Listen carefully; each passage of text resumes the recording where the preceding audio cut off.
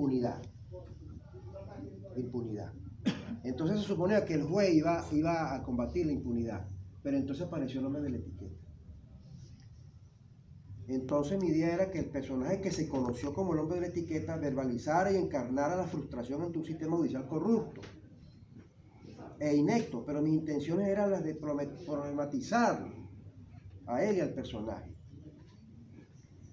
Yo tenía intenciones de problematizarlo en el momento en que se le ocurriera matar a una juez que él consideraba corrupta. Eso es lo que yo quería ilustrar, que la vía del vigilante, del hombre de la etiqueta, no sirve, que lo que sirve es lo que proponía el personaje del juez, el protagonista. A la vez había una subtrama que yo había sacado una novela de Valle Inclán, que es que el hombre de etiqueta se enternece, distancia con la viuda, etcétera, etcétera. Pero hay una reacción paradójica del auditor. La novela empieza a tomar. Porque el auditorio probaba los procedentes del hombre de la etiqueta, que agarraba a los delincuentes, los metía boca abajo en un bidón de agua y le daba con un bate al bidón. Un bate que decía quinto precepto constitucional, que es el precepto al que se acogían los delincuentes cuando no querían declarar en su contra. Y resulta que el hombre de la etiqueta empezó a hacerse extremadamente popular. Y eso después del golpe del 92 empezó a preocuparnos. Aquella no era una consecuencia prevista y era muy grave. Toda la población que veía la telenovela aprobaba al hombre de la etiqueta, aprobaba el hecho, la vía de hecho. Es decir, es una población que está buscando un vengador. Está buscando una salida rápida. Esa telenovela no fue una encuesta. Ahora, ¿qué pasó con Radio Caracas? Que él fue a cambiar la trama y dijo, déjelo así. Déjelo que ella cobra. Entonces según la gente, entonces cuando tú para mí es muy importante porque el 98 tal vez debe ser leído como una venganza, porque había odio. Los sistemas políticos cuando están llenos de odio son terribles. Porque casualmente la política lo que trata es de racionalizar y encauzar las contradicciones y los conflictos.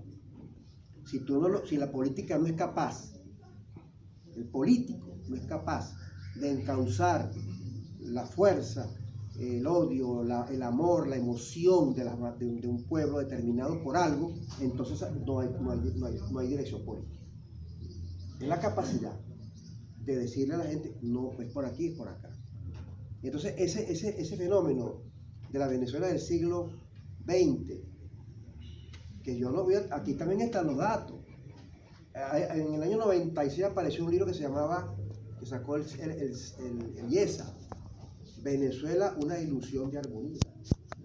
Era una armonía ficticia porque estaba fundada en el reparto de la renta petrolera.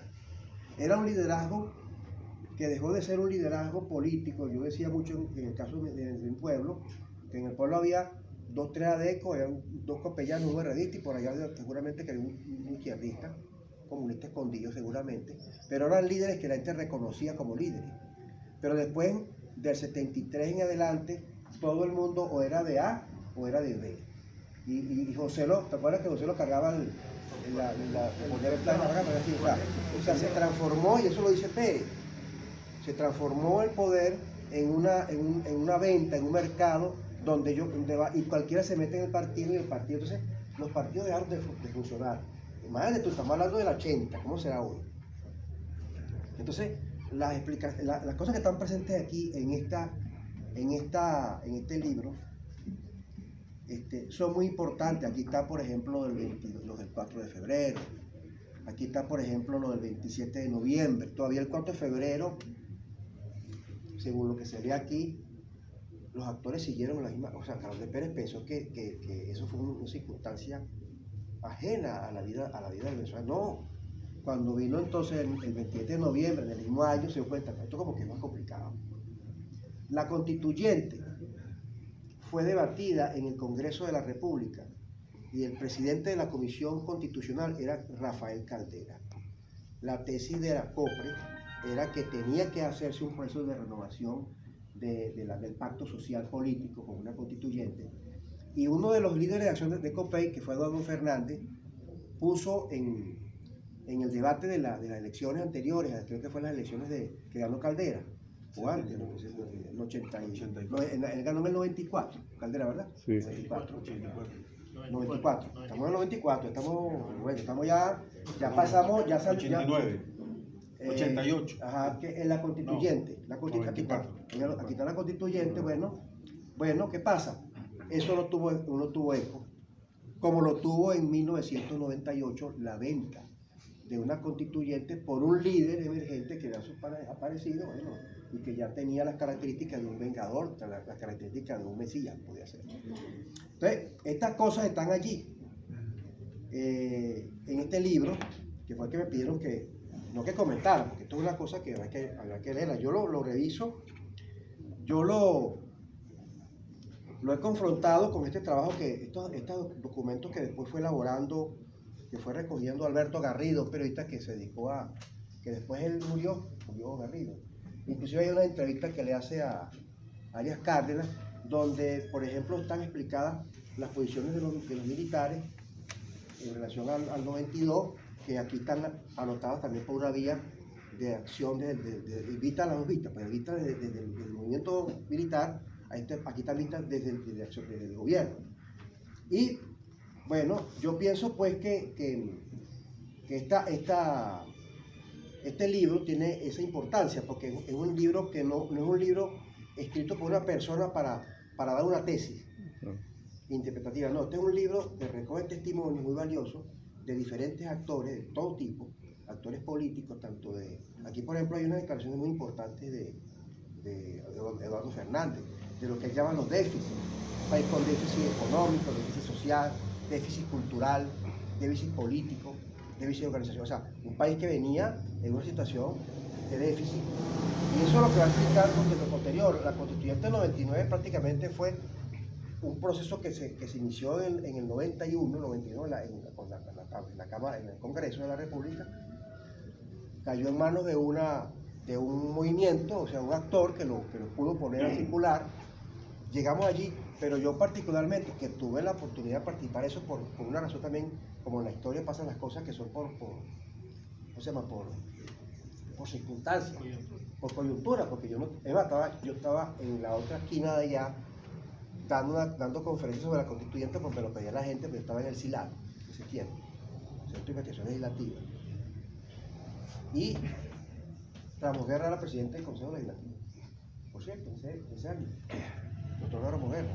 Y en ese momento, por circunstancias, el gobernador de la época, Orlando Fernández Medina, sin yo ni siquiera habérselo pedido a ellos, nada, me dieron el puesto en la constituyente. Yo fui por una circunstancia, porque en la historia hay circunstancias. O sea, no todo yo soy de los que piensa que la historia está abierta, la va determinando los actores. Cada quien tiene su proyecto, lo pone a circular, pero hay circunstancias. Yo, por ejemplo, cuando uno explica la historia, por ejemplo, de la independencia, lo que sucedió, por ejemplo, en 1804, que no había monarca, 1804-1808, en España, que dio lugar a todo este conflicto de las juntas defensoras y después la independencia. Eso pasó en 1700 en España también, no hubo rey, hubo una guerra de sucesión, como casi 13 años, y no hubo independencia. ¿Por qué? Porque no eran las circunstancias, no habían los actores, no era el momento. Entonces, la presencia, por ejemplo, los militares han tenido en Venezuela un protagonismo estelar, desde 1830 hasta hoy.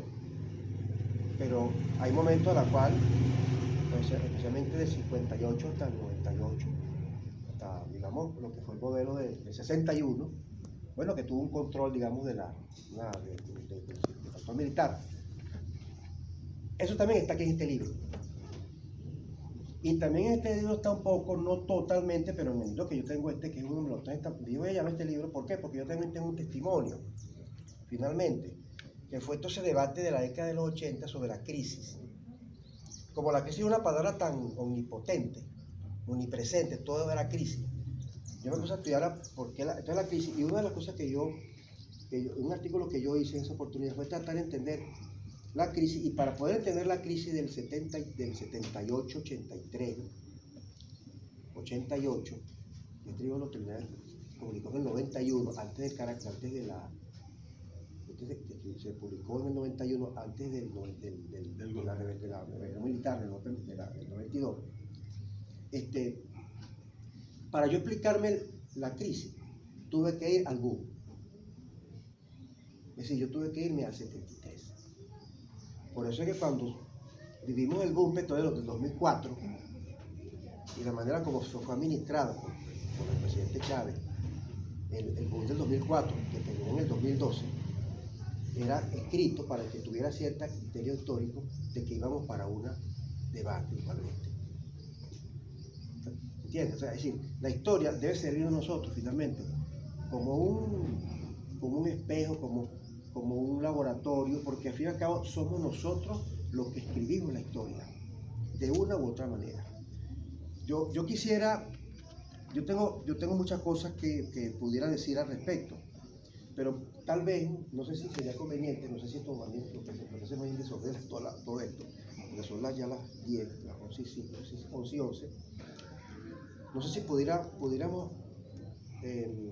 algunas preguntas que quisieran hacerme algunas preguntas puntuales para no generar aquí un debate innecesario. Yo no tengo las verdades ni tengo respuestas a todo el mundo, pero sí quisiera aprovechar este momento histórico también de que hay una reflexión sobre el centenario de una figura política importantísima en Venezuela que no puede pasar por debajo de la mesa.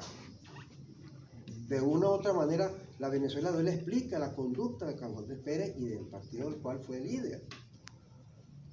La historia ya se encargó de hacer lo que tiene que hacer. Lo que nos interesa a nosotros es ver qué fue lo que pasó allí, cómo podemos nosotros no repetir lo malo de esa época, si se puede hablar de lo malo, ¿sí? Cómo estos escenarios nos permiten a nosotros entender a la Venezuela de hoy para poder realmente encaminarla hacia una afirmación democrática, hacia una afirmación de una democracia social, protagónica, participativa, de un país de respeto, que sea capaz de reconstruir, de respetar las instituciones, de respetar la ley, y de que pasemos del concepto de pueblo al concepto de ciudadano.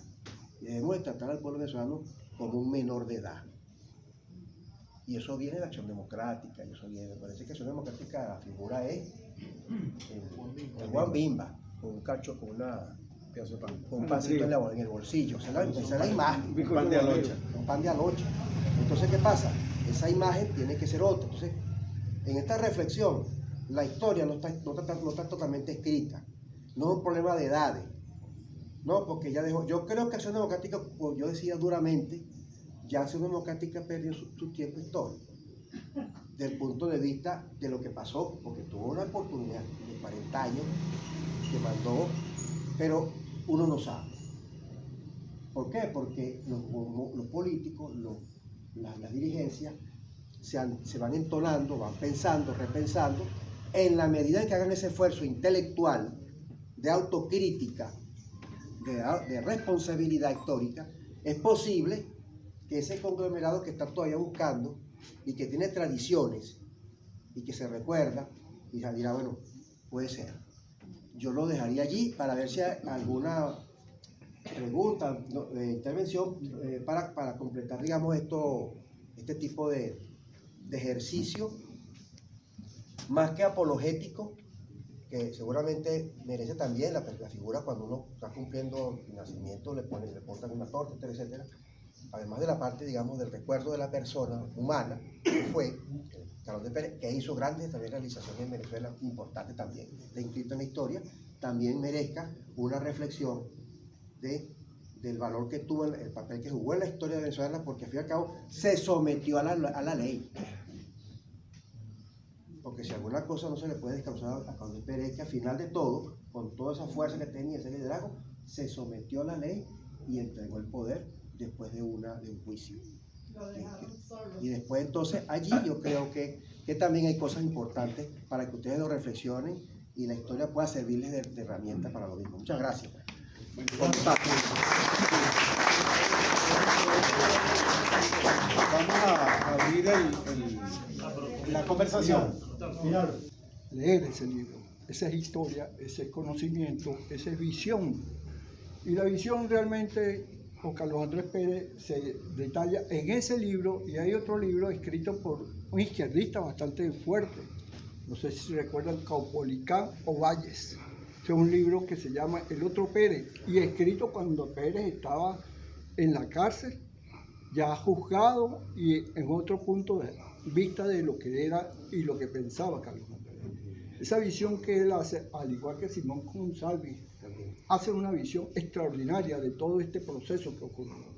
Eso no fue sino una confabulación de todos los sectores del país, militares, empresariales, políticos, y iglesia y cuánta cosa hay aquí en el país. Todo cuando nombra el ponente y dice por esta calle, eso fue una manipulación al pueblo, eso no es indudablemente. Y Pérez dice en el libro, ¿cómo es posible que contra mí se pone la gente en contra cuando el sector productivo de Venezuela estaba con el Pacto Andino que él había creado y generaba 5.000 millones de dólares? Y los primeros que estaban opuestos al Pacto Andino y a todo este proceso eran los mismos empresarios. Vamos a la parte militar. Te lo digo muy claro, eso no hay ni que quitarle ni que ponerle. Había una componente generalizada. Se había comenzado aquí en Venezuela un proceso de descentralización del país, en la parte de política jurídica, elecciones de gobernadores, alcaldes. Había una libertad para que fueran las regiones que indudablemente generaran ese progreso. Descentralización. Y era el gobierno de Carlos Andrés Pérez. Entonces, por favor, me da un poquitico que... Okay. Entonces, fíjense ustedes, hay que decirlo, Radio Caracas confabuló con el gobierno. A mí me dan ganas de reír una entrevista que le está haciendo Mercedes Granier a Carlos Andrés Pérez explicando lo que venía. Y quien lo hacía en ese instante estaba conspirando contra Carlos Andrés Pérez. Eso es lo que tenemos de historia. Eso es lo que tenemos que decir. Eso es lo que pasó. Esto es un castigo que nosotros mismos generamos en este país. Y que las organizaciones políticas ni siquiera lo acompañaron. Entonces hay que decir las cosas. Entonces yo los llamo a la reflexión, y la reflexión es la lectura. La lectura es fundamental. La historia no somos nosotros que la vamos a jugar en este instante. Nosotros todavía somos parte de esta historia. Bueno. La historia está viviente en la sangre adentro. Hoy más que nunca, ese pacto de gobernabilidad y gobernanza del expresidente Pérez sigue en Acción Democrática, siguen en los dirigentes sindicales, y este escenario, hoy aquí hay más de 6 dirigentes sindicales vivitos y coleando: Masalia Colmenar, Rubén Darío Albornoz, Luis Arroyo, y muchos que de una u otra forma hacemos vida en el movimiento sindical ADECO. Y el expresidente Pérez fue un hombre muy querido del movimiento sindical. Y esta historia la vamos a seguir ejecutando los dirigentes sindicales, los gremios y la sociedad civil. Y usted, profesor, ¿cómo podemos irnos hacia un pacto de gobernabilidad y gobernanza con estos actores? Y esto comienza en estos 100 años de historia del expresidente Pérez. Muchísimas gracias. Quiero felicitar al equipo organizador, saludarlos a ustedes por la presencia y saludar al expositor, el doctor Reinaldo Rojas. Primero, lo que me queda decir, este es un acto de homenaje a Carlos Andrés Pérez, ese gran hombre que yo considero un campeón, un líder. Hizo lo que había que hacer en este país. porque yo no puedo cuestionar, y me disculpan, la historia está escrita y se escribió como había que escribirla y ahí está. Lo que podemos hacer es revisarla, no para transformarla, podemos revisarla para evitar cometer los errores si acaso encontramos alguno. El doctor Rojas ha señalado y ha nombrado históricamente a Acción Democrática, mi partido. Un partido que realmente ha trabajado por la democracia y ha demostrado a todo lo largo que su función ha sido en respaldo y en el desarrollo del pueblo y del país. Algo que realmente hizo Carlos Andrés Pérez, desarrollar el país en función de su doctrina, en función de lo que había aprendido dentro de Acción Democrática, y eso lo condujo a realizar lo que en realidad realizó.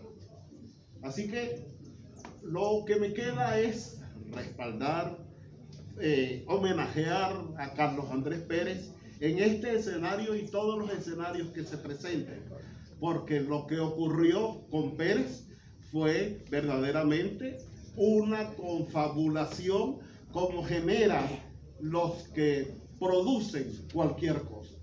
Así que muchas gracias y estamos a la orden. Excelente su exposición y su invitación a conversar sobre este tema tan importante. Y solamente quería hacer el comentario sobre lo siguiente. La lucha del poder en Acción Democrática, en momentos en que el liderazgo de Carlos Andrés Pérez rebasaba cualquier otra competencia interna con respecto al liderazgo, porque de verdad Carlos Andrés yo daba señales en ese momento indetenibles de unas condiciones extraordinarias que sobrepasaban incluso al plano latinoamericano, todos lo saben. Bueno, eso generó en el seno de Acción Democrática un tremendo celo, que ciertamente se manifestó en muchas oportunidades en las expresiones de los dirigentes y en el liderazgo nacional de los otros partidos, etcétera, etcétera. No se le llegó a comprender en algunos aspectos. Una de las críticas que Carlos Andrés Pérez hacía a lo interno, y se refería el profesor hace rato a ello, a uno de los comentarios contenidos en el libro, era la siguiente, de que los partidos para ese momento habían superado su misma o su propia propuesta ideológica, algunos, en el caso de los partidos comunistas, etcétera, etcétera, ellos estaban en revisión. Y los otros partidos llamados del Estado, Acción Democrática y COPEI, pues también habían rebasado, habían superado su propuesta programática. Y estamos viviendo en una etapa de agotamiento. Esa propuesta de revisión que hizo Carlos Andrés Pérez al partido, pues bueno, lamentablemente se hizo en ese momento donde la gente no quería entender la propuesta de Carlos Andrés Pérez, no quería entender lo que Carlos Andrés Pérez les decía. Entonces teníamos internamente en AD, en el mismo COPEI, teníamos unas situaciones que deterioraron enormemente la posición de los partidos. Quiero decir esto porque soy de los que piensa que los partidos políticos pues, son necesarios en la vida democrática. Y si aspiramos a ser demócratas o aspiramos a un país democrático en los años venideros, pues tenemos que tomar en cuenta este aspecto. Este es uno. Y el otro punto que se refiere a la eterna lucha de poder interna. Yo soy de los que piensa que fue precisamente una lucha de poder lo que fracturó a Acción Democrática en aquel momento. Se aprovechó el distanciamiento que había entre el liderazgo interno, llamémoslo así, y el liderazgo que proponía Carlos Andrés Pérez. Carlos Andrés Pérez propuso y realizó la participación porque invitó a factores importantísimos de conocimiento y de la vida nacional para proponer el cambio de un país e internamente la tesis que se presentaba era simplemente de mantenerse igual, de mantenerse en las mismas condiciones, y no hacer cambios a una supuesta locura que proponían Carlos Andrés Pérez. Eso no era ni más ni menos sino una lucha de poder. Fue el poder lo que propició la fractura en ese momento de Acción Democrática y las consecuencias de lo que luego vivimos y estamos viviendo. Gracias.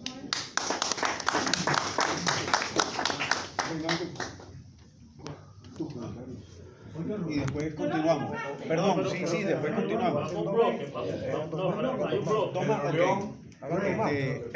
Fred. Tiene que ser ajustado a la realidad de lo que vivimos y consecuencia de eso a lo que tenemos hoy en día. Porque para nadie es un secreto que Carlos Andrés fue víctima de ambiciones políticas. Métase eso en la cabeza. Ahí vieron la dirigencia de ADEL y la dirigencia de COPEI, todo, y lo dice en ese libro porque lo estoy oyendo, fueron los culpables. No voy a utilizar palabras así con pañuelos de seda. Y gracias a eso tenemos, porque un compañero de uno que en 5 años, eso no importa, lo expulsaron del partido. Lo dice en ese libro. Usted lo señala ahí, ¿verdad? Lo expulsaron del partido. Yo me acuerdo, aquí está la compañera Blanca Estrella, que quedamos como 10 reinas que en paz descansen. Quedamos solitas en la pochocha, porque ¿dónde están los adecos ahorita que están llamándolos? Porque ahora es una pelea, adecos en resistencia, los alacranes, esto y el otro. Porque es verdad, aquí lo que hay es una guerra de poder y no se dan cuenta, y yo lo voy a decir aquí, no se dan cuenta que hay un pueblo sufriendo. Porque el único que se enfrentó fue Ortega, Carlos Ortega, cuando era la masa obrera, que eso daba gusto. Ahorita no hay masa obrera, mire, yo veo las cuestiones de los trabajadores, los líderes y esto y el otro. ¿Por qué? Eso es vacío. ¿Por qué, compañeros? Por la pelea que hay. A mí, yo vengo ahorita y los compañeros me miran así porque ahorita, compañeros, métanse esto entre sí. O sea, aquí está el compañero del informador. Nadie quiere nada con los partidos políticos. Nadie quiere nada. Los mismos autores llamaron a no votar, voten hoy, voten mañana. Lean ese libro, compañeros. Lean ese libro que fue expulsado por el secretario general del partido a nivel nacional. Póngalo ahí. Mireya, 2 minutos. Ya está, ya dije lo que iba a decir. Aquí, con permiso, Reinaldo. Mire, yo no sé, aquí, yo creo que fue Fidel Castro que dijo que la historia es un subproducto de los hechos. Tú me corriges, Reinaldo. Porque también quiero decir algo antes de plantear la médula del asunto. Yo creo que Mirta Rivero deberá darnos a nosotros un dividendo, porque le estamos haciendo una propaganda después de 11 años de haber sido editado.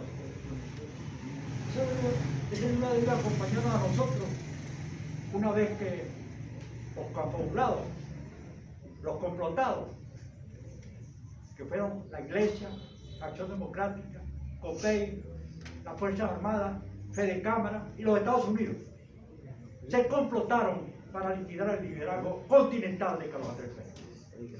Esos fueron los confabulados. Porque imagínense ustedes a un muchacho de 14 años siendo secretario general de un municipio allá donde nació él y llegar a ser secretario general del partido, pasándole por encima el liderazgo de Rómulo Betancourt, de Antonio Leire y de todos esos próceres de Acción Democrática. Había que liquidarlo física y políticamente.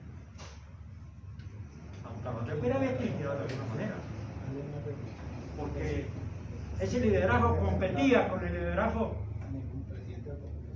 que impusieron a Venezuela y a América Latina, el triángulo malévolo Moscú, Pekín, La Habana. Carlos Andrés Pérez era el líder continental de América Latina y había que liquidarlo. inventaron muchas cosas que se reunían clandestinamente ahí en la Chile con Fidel Castro. Ahí empezó la liquidación del muchacho de Rubio.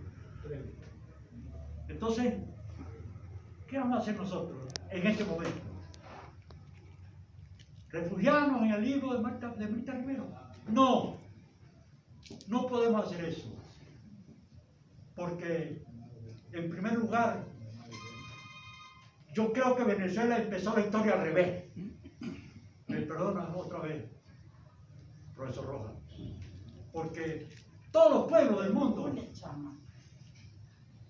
primero luchan por la independencia, después logran la independencia y siguen su camino, el destino que el pueblo les trace. Aquí fue al revés en Venezuela. Proclamamos la independencia, firmamos la independencia y luego luchamos por la independencia. La guerra, proceso al revés.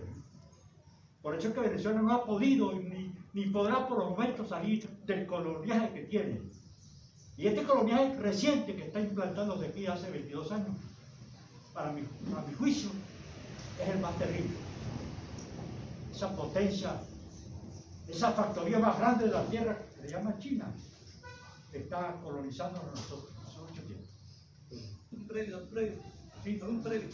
De verdad, como yo creí, pues, y creo, con permiso del doctor Reinaldo Rojas, bienvenido, colega, amigo y conocedor de la historia, creo que, con el perdón de todo, ha sido valioso, pero es la lectura de eso, el análisis y el conocer las propuestas y las estrategias que tenemos. Y en este momento histórico que tenemos nosotros actualmente, era eso. Estoy dando esta reflexión, disculpa, porque es que no podemos estar discursiando acá. Luis, tenemos un tiempo de intervención, que ya le estoy haciendo señal Pedro que se acabó. No, yo no estoy. No, Luis, ok. Bueno, pedirle pues a los presentes estas palabras emocionadas de un viejo que tiene 84 años, pero que no se rinde. Yo presencié muchas conversaciones de uno de los traidores allí, que lo menciona Mirta Rivero, aquí en el aeropuerto de Barquisimeto, el presidente Pérez y Marcel Garnier ahí.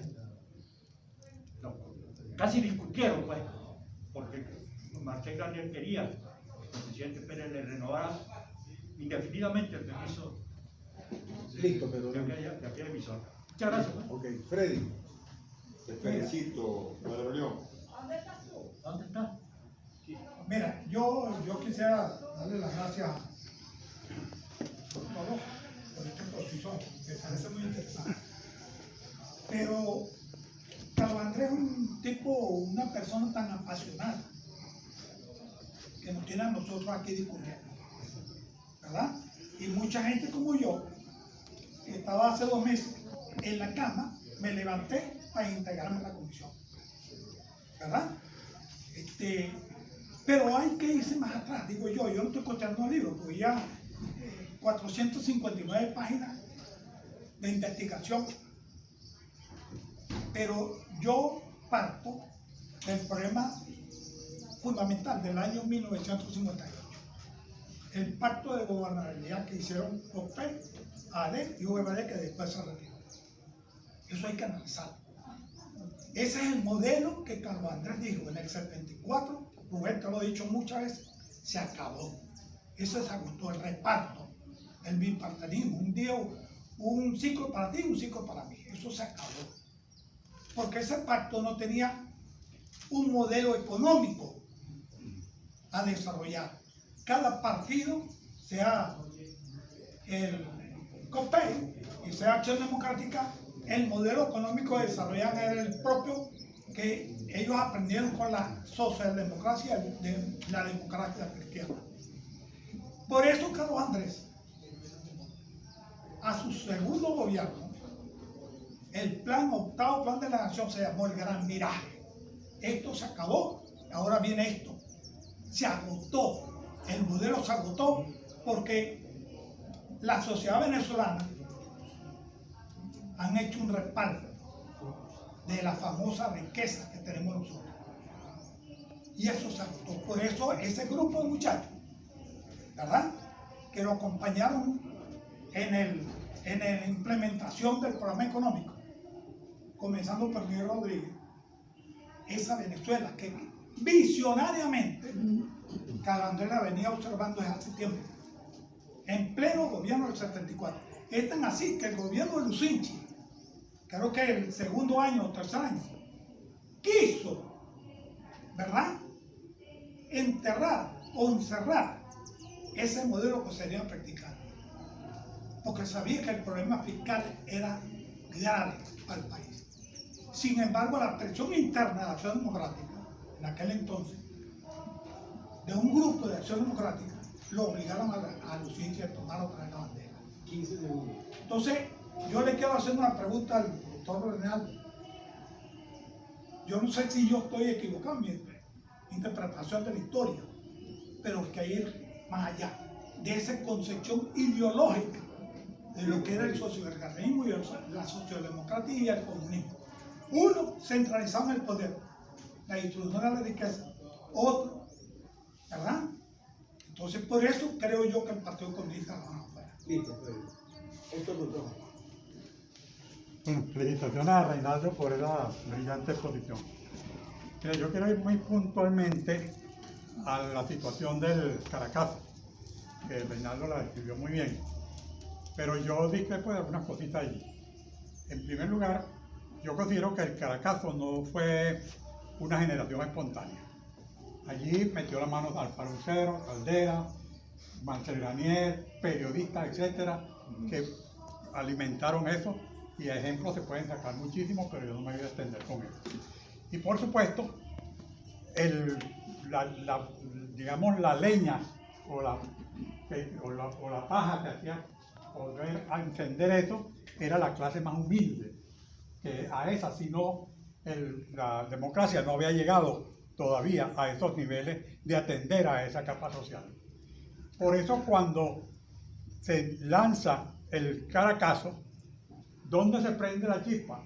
En Guarena. Y no fue espontáneo, que eso pasó de Guarena a Caracas en menos de media hora. Eso nadie puede imaginarse que eso fue espontáneo. Hasta ahí quiero describir lo del Caracazo. Para irme a lo de hoy. Lo de hoy hay una circunstancia en donde realmente, desafortunadamente, esta circunstancia de hoy favorece al partido del gobierno o al gobierno, que es la división que hemos creado.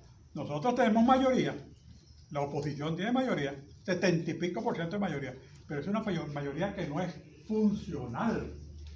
Aquí sacamos un candidato y si eso no se ha trabajado como debe ser, otro saca otro candidato y Maduro se nos mete por todo el centro.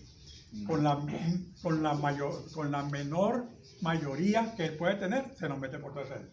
Entonces, esa situación unida a la situación de la división o la no existencia casi de los partidos políticos que están viendo, en lugar de ir viendo cuál es el mensaje y cuál es el país que ofrecen para si llegan a reconstruirse y empezar a llevar un mensaje positivo a la clase más necesitada, están viendo otros niveles. Yo no sé, pues me cuesta más resumir eso, tendría que entrar en muchos detalles que no quiero hacer. La profesora Erika. Yo creo que la historia no hace nada. Esto que estoy oyendo ahí, que la historia lo que hacen son los hombres, conscientemente. Lo que estamos viviendo hoy es producto de un proceso. O sea, esto decide la historia. Y mientras sigamos analizando la historia sobre la base del personaje, ¿no?, y lo dirige, estamos obviando. Y yo hago una sola pregunta. Ese libro tiene una gran importancia. Ese libro tiene la mejor cronología de la época que se ha escrito. Pero ese libro explica que Carlos Andrés derrotó los golpes. Aceptó el proyecto, aceptó el plan del Fondo Monetario Internacional, empezó la privatización, empezó la apertura petrolera. La pregunta que nadie se hace aquí, ¿por qué lo derrocaron? Este cuentico que estamos oyendo, que si fue la Acción Democrática, ¿por qué derrocan a Carlos Andrés? Y no es que lo derrocan, le dan 4 meses para terminar. Entonces él se inmola, es el último defensor del liberalismo en Venezuela. ¿Pero por qué? Porque en ese libro, en ningún libro, aparece precisamente el análisis de los factores de poder que desde 1492 hasta hoy han trazado nuestro mundo. Quien quiera seguir creyendo hoy que lo que nos está ocurriendo se debe a unos partidos, parece que se nos olvida de que nos descubrieron hasta hoy, lo que se llama el desarrollo nuestro político y económico, nos lo trazan de allá. Y mientras nos sacamos de ese análisis de la historia, no vamos a resolver los problemas. O sea, nosotros estamos como el caballo del escudo, viendo para atrás. Carlos Andrés y Acción Democrática y COPEI cumplieron su papel, ¿no? Y la reforma del Estado, que empieza en 1970, la cumplió sencillamente el único partido que le quedaba, el Partido Militar. Entonces debemos reflexionar por qué cae Carlos Andrés. Y ahora, esto que estamos viviendo, ¿de dónde? ¿Quién sostiene esta situación? Gracias. Y para mí es un honor estar en medio de esta cantidad de ciudadanos preocupados y motivados por verle otra cara a Venezuela. Porque si estamos acá, todos tenemos algo que hacer el día de hoy, pero vinimos acá porque queremos escucharlo y también queremos aportar algo para verle la cara a Venezuela de otra manera, porque queremos realmente vivir en otro país. Usted habló de una novela, Por estas calles. Lo mío es un comentario, ¿ok? Esa novela marcó Venezuela porque realmente fue una novela distinta, una novela que captó público y una novela que nos hacía reflexionar. Allí hubo un personaje, no lo escuché, no te escuché que lo nombraste, que fue un niño de la calle, un muchacho que le decían Rodilla. Rodilla de Chivo. Rodilla de Chivo, muy bien.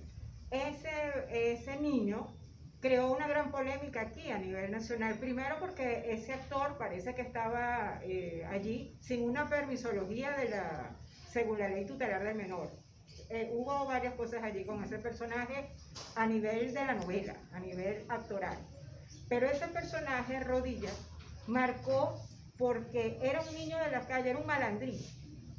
Y eso lo he escuchado y he analizado eso desde muchos puntos de vista, porque resulta que Chávez usó a ese niño y decía que si él ganaba, aquí en Venezuela se iban a acabar los niños de la calle. Entonces la gente recordaba era Rodilla, el Rodilla de esa novela Por estas calles. Y bueno, ¿y qué pasó? Fíjense hoy en día cómo no solamente que hay niños de la calle comiendo basura, sino gente, ¿ok?, registrando las basuras. Y bueno, es una situación social muy lamentable para nosotros. Entonces, era mi comentario. Muchísimas gracias para todos. Y bueno, gracias por permitirme participar acá. Muchas gracias. ¿Cómo estás, Reinaldo? Muy bien. Quiero hacer contar una anécdota para invitar a Reinaldo a una especulación, un acto especulativo. En una oportunidad decía Carachemata, comentaba que Carlos Andrés Pérez estaba confiado en su poder, inclusive a nivel político, que ya le había retirado su apoyo. Cuando llega la solicitud al Congreso, él llama a la dirigente del partido, a Miraflores.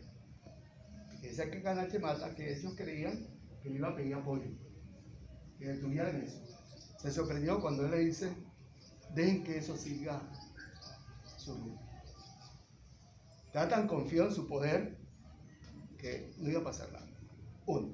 Lo otro es, nos contaba una oportunidad el maestro Pireto, que alguien, una conversación a 4 o 5 personas, le preguntó que por qué él peleó, por qué se hizo enemigo de Rómulo Betancourt. Eran hermanos, tanto es así que el vestido con que llevaban las hijas de Prieto a Venezuela, se lo regaló Rómulo Betancourt en el exilio. Y él cuenta que su problema viene por el libro Venezuela, Política y Petróleo, que cuando ellos leen lo que tiene Rómulo allí, oye, es muy revolucionario. Y cuando se publica el libro estaba suavizado. En la pelea le dice a Rómulo: si yo escribo, sale ese libro como lo escribí, nos tumban a la democracia apenas nacida. Digo esto para que sea Reinaldo, en cuanto a los humanos, la relación humana y la relación que hacía con Rómulo y Carlos Andrés. Rómulo reflexionó y paró su proyecto. A Carlos Andrés recuerda que le llamaban el porfiado. Recuerda aquel muñequito que le sacaba. Cuando él saca su proyecto, ese proyecto revolucionario, ese proyecto que va a modificar este país, realmente va a ser un país de primera línea, rápido empezaron a pararlo. Tanto es así que él no hizo caso, que él no tuvo apoyo para ni siquiera formar el gabinete. Por eso se acudió a los chicos de Chicago. ¿Qué los Chicago Boys. Y esa voy. Sí, los Chicago Boys. Es allí donde invito a Reinaldo a hacer algo que el académico no le gusta hacer, que es la especulación. Y un poco sobre el conocimiento del hecho histórico allá, en ese momento. Y pensando en ese hecho histórico como el hecho histórico que vendrá y que tenemos ahora, en el entendido que son diferentes momentos históricos y diferentes actores, ¿okay? Es, ¿qué hubiese pasado, Reinaldo, en tu opinión y conocedor de la historia de los eventos que se dan allí, de la característica de eventos que se dan en ese escenario? ¿Qué hubiese pasado si Carlos Andrés Pérez no espera ese segundo momento para modificar su programa, tal como comenzó por acá, de ese programa de tecnócrata a un programa otra vez que regresa al populismo? ¿Qué hubiese pasado si Carlos Andrés Pérez al principio, a comienzo de su programa, lo modifica? Sé que es una especulación que no gusta hacerlo, pero sería bueno poner nuestra imaginación allí a caminar sobre eso. Yo creo que no se está aprovechando los conocimientos del colega Reinaldo. Para un futuro, creo que nosotros no somos, sino ya personas con cierta edad, no tan solo con cierta edad, somos profesionales, la inmensa mayoría, y sabemos lo que es oír a una persona y no caer en la diatriba que tenemos. Yo creo que si algo debemos aprender de esto es que debemos canalizar los sentimientos políticos y los sentimientos del partidismo. Creo que es necesario. Y lo otro,